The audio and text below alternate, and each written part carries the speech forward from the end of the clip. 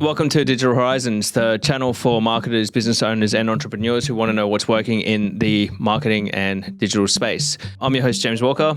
I'm Brian. Let's do it. Welcome back. So today we are going to be talking about the 4 levers to e-commerce growth. What we were referring to here are 4 different areas or functions within your e-commerce store that you can pull, and this is why we call them a lever, to really increase your overall revenue and sales. Yeah, they can be the foundations of a strategy to make improvements to your revenue and profit. Yes. We're going to spread this over a series as well, but today's about exploring what are the topics we're going to cover, defining the 4 levers, and the impact that they can have if pulled. Yes. So I guess you want to think about these is that if you've got an online store and you say you're making a very small amount here, we're doing say $1,000 a month, and you want to grow your online store. So we want to look at your conversion rate. We want to look at your traffic, website traffic. We're going to look at your lifetime value and your average order value. These are the 4 areas that you can pay attention to. And if you just make a small incremental change or you focus on each of these to continually improve, they're going to have a combined effect that's going to be far greater than the individual part. Absolutely. And a lot of the times people don't recognize how big the impact a small shift in some of these levers can be, especially when they're adding to each other. Yes. A small change in 1 or 2 of these levers combined will be incremental, or not incremental, exponential in terms of what you get in return. So really important stuff. And I'm hoping it'll really help people form a bit of a picture of how they can structure a strategy for themselves, laser focus in on some of these levers.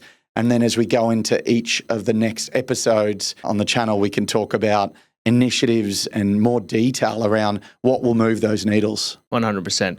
So I guess like as a bit of an example here, so let's think about you've got a online store, as I said, you're making $1,000 a month within your sales, and you say you're driving traffic and you're getting 100 hits. So if you were to think, all right, well, if I'm just getting 100 hits and I was to increase my conversion rate by say 10%, and my current conversion rate's 1, so now I've got a 1.1% conversion rate. And then you were to then increase your traffic by 10%. That's going to add into it. I did some stuff on ChatGPT because I can't work out the maths of it. Yeah, but I'm glad you've done this beforehand. Because I couldn't work it out. Are we going to have to figure out this math on the spot? So if you're thinking about it though, is a 10% increase in your conversion rate, that's not hard, right? So I mean, there's things you can do right now that we're going to give you some tips and advice within this series as to how to do these things. But if you were to go from a 1 to a 1.1% conversion rate, like that's basic stuff. But then if your traffic then increased, and then you increase your average order value. So say your average order value was $100 and you increase that to $110. Again, strategies to very easily increase that to it. And then you're looking at your lifetime value. So if you're looking at your customers and you're like, all right, I want my customer maybe just to purchase a little bit more within the lifetime of working with them by 10%. And again, very easy task to do. So the overall impact is just going to have a flow-on effect. Increase your traffic, conversion rates are up, they're buying more often. Your overall revenue from your store is just going to start going up in a very strong curve. Yeah, and these are the best places to start rather than funneling more of your costs into media spend to just drive more traffic only, even though that is one of the levers. It is, 100%, but I mean, traffic on its own can be complete waste of money. Yeah. And unless you're paying attention to these other areas, because imagine you're, all right, well, I know I need to spend, I'm paying $1 a click, and so I want to go from 1,000 to 2,000 clicks per month. All right, well, that means you've got to spend another $1,000. But if you increase your conversion rate and increase your average order value slightly, you could spend half that and still generate the same amount of sales. So paying attention to all of them and how they work and combine together and actually start looking at the maths as to what you can achieve, far better than just dumping a bunch of money into traffic when you could just be converting more customers on a smaller budget. Yeah. Through some of these strategies in each of these levers that we're going to talk through, some will have a bigger incremental improvement than others. Some won't work for all businesses, and there will be initiatives that you'll just need to test and try and learn on your own web store, on your own e-commerce platform to see what works for your business. But they're all worth exploring, and they're all going to be worth considering as part of a larger plan. 100%. So let's get into the 4 levers. Yeah, let's do it right now. So let's think about the first one, which is traffic. All right, traffic's an easy one. The traffic's something that we probably talk about the most often in terms of a lot of the stuff that we talk within this channel is about how to drive quality traffic to your website. Yeah, and it is generally the thing that's the responsibility of us as the agency to deliver. Once the traffic is delivered, it's almost over to the client to do what they will with it. Obviously, as agency owners, we go a little bit further and help our clients do the rest of this work as well. But it is the thing at the end of the day that clients are coming to us for to send to their website. Yes, 100%. So when we're talking about traffic, I've heard it referred to as the traffic shops. So you go to Facebook and you buy traffic, you go to Google, you buy traffic, but that's essentially what you're doing when you're running campaigns on there is you are paying money to these platforms to advertise, to drive traffic to your website. But there's a very big difference in the quality of traffic that you can achieve with these different platforms and the way that you structure your campaigns and your strategies. So I feel like not all traffic is equal. Yes. Is a very important way to look at it. Yeah, absolutely. And I think this can come back to our approaches we've discussed in the past where we talk about demand generation versus performance or conversion campaigns, where some of your traffic might be reaching that person at that last moment right before they're ready to buy. Some of the traffic might be the first introduction to your brand. So it's not necessarily low quality. They're just really early in the process of deciding or researching. But then if your traffic approach is just the most amount possible for the money, you're going to get irrelevant traffic. Yes. You're going to start reaching people who aren't interested in your product, irrelevant terms, irrelevant subject matters or interests, and you'll be attracting them in with, ads that have a good conversion rate, but they're not pre-qualifying the user or pre-qualifying the human on the other end for what it is that you have or potentially the price that it's going to be. That's right. And so I guess key is really looking at the messaging within your ad content when we're talking about social campaigns, because you want to be attracting the right people. You don't want to just be going, all right, cool, going to run a max clicks conversion or whatever they call it on Facebook, a traffic campaign, because that will generate you clicks. But if your messaging isn't right and attracting the right people to click on your ad and you're just sending junk traffic to your website, your message to your offer isn't spot on, then that's not going to help with any of this, what we're talking about here in terms of increasing your revenue, because you want to make sure that we're getting quality traffic to your website. Yeah. Some of the initiatives that we'll go through in that specific episode will cover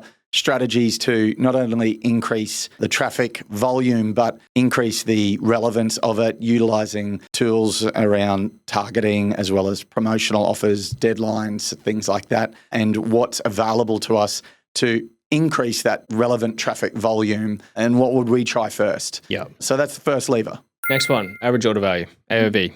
Yeah, this one to me seems like the most lush one. Like if you could just get everybody to buy heaps. Spend more money. That's it. That's the ideal. It is. The way that we can approach this is we can use the order upsells. There's the cart upsells, there's packaging, there's bundling, post-cart automation. So someone's purchased and then you're sending out an email automation to get them to add something else to the cart as a last chance, exclusive offer. You get your success pages where people jump on and then it's like, hey, by the way, if you add this to cart right now, here's a discount, add this in. Costs you nothing more for your shipping, and then you can get your average order value increased. So I guess it's just looking at all the different things that you can go from people arriving onto your website to increase their cart size. That's not going to have a negative impact on the user journey. Yeah, there'll be a lot of initiatives, approaches, even going back to the first lever of quality traffic can even determine the average order value. 100%. Are we reaching the right customers? Are they in high income or high affluence areas? Are they likely to spend more to begin with? Or should we be targeting someone else, all the way through to more long-term average order value increasing tactics like branding? Yeah. Having people more willing to spend more with you because they trust you more. Yes. There's a lot to unpack in that side of things, and the best brands can charge as much as they want for that sort of stuff. So, but then there's more tactical in the moment at point of conversion opportunities, like you were mentioning, that we can unpack on the second lever. Yep, that's right. The next one is going to be your conversion rate. Now, conversion rate is something that I think people do pay a lot of attention to. Yeah. So I think that it's a metric probably more so analyzed than AOV and lifetime value, because it's something that it's always thrown in your face. Like people are always talking about, I've got to convert more, conversion rates and all this kind of stuff. So I think it is something that businesses are probably more aware of and thinking about, but actually think about strategies that you can put in place to lift that number and measure that number. Do you find you get a lot of people asking you, clients or prospective clients, or what should my conversion rate be before you even start working with them? It is one of those areas that I've recognized in my industry that a lot of people think there's just a standard or a set level that everyone should work towards for a conversion rate. It's so different and varied from every business, from month to month. For some businesses to completely different industries are going to have completely different conversion rates. So but I think also, obviously your price of the product as well is going to be impacting this, but I guess it's also how are you measuring your conversion rate, because a lot of people aren't going to purchase the first time they arrive on your website. Like you're going to need a pretty cheap, no thinking product for someone to see an ad, land, purchase, and that's job done. Yeah. I think that consumer journeys are now so complex and so many touch points, so many things need to happen that you might be like, oh, yeah, I've had a whole bunch of traffic come to my site. They haven't converted, but then down 3-4 weeks back, they've come through from another campaign, hit your website and converted. So I guess, are you looking at your conversion rate from a session point of view, or are you looking at it from a user point of view? And how many of the people that are visiting your website overall are converting within their journey there? Yeah. And it is one of those rewarding levers where a conversion rate optimization project, which we'll get into in that appropriate episode. Yes. Whatever it may look like, say there's some multivariant testings on a landing page or the form's improved, whatever it may be, the cost of that will always be more efficient than just funneling more traffic into that page. And sometimes it's hard to get that commitment to go ahead to make that change. But when you model it out and say, like you said at the start, what if we had 1,000 visitors to the site, we get 100 conversions. If we increase that from 100 to 150, all of a sudden the cost of that, you do it once and it's 150 conversions every month. That's right. You're building your asset. Like you're improving your asset. It's your own platform. Yeah, you're 100%. Not just turning on the tap harder and for longer in the paid side of things. So, and obviously if you then paired that with more traffic, you're going to get a higher return on ad spend. That's right. And then increase your average order value. Again, they're spending more, they're converting more, you drive more traffic, source flying. Now, the final one, and this is, again, another one that probably a lot of businesses aren't paying huge amount of attention. Like they probably know or know that this is important, but they're probably not looking to optimize it. Yeah. So this is the final one is your lifetime value, your LTV. So looking at how much your customers are spending over the lifetime with your business and looking at, all right, well, how can we increase that? How can we encourage repeat businesses? Is it through subscriptions? Is it through post-purchase automations to try and get people to come back? Is it reminders? If it's a consumable within their typical usage rate of 30 days, like are you reminding them, hey, you're going to be running out, to buy some more shit? Like, yeah, your tooth whitening toothpaste is usually 4 months and it's coming up to the end of that, having those automated reminders and getting ahead of it so they never run out. 100%. Just making it easy for them.